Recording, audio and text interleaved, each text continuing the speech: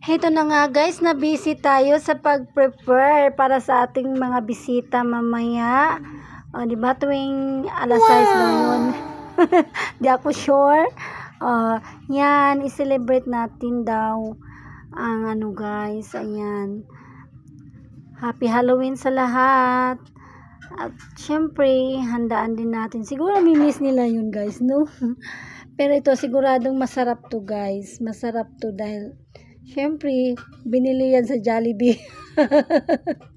O, di ba guys?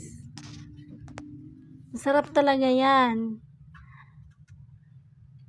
At saka kahapon, yung gi-prepare ko ay yung binignit nga. Pero ito naman yung ngayon para kakaiba naman. Tapos, may kunting ano lang, nagluto ng ulam. Para mamaya. So, niready ko lang siya guys.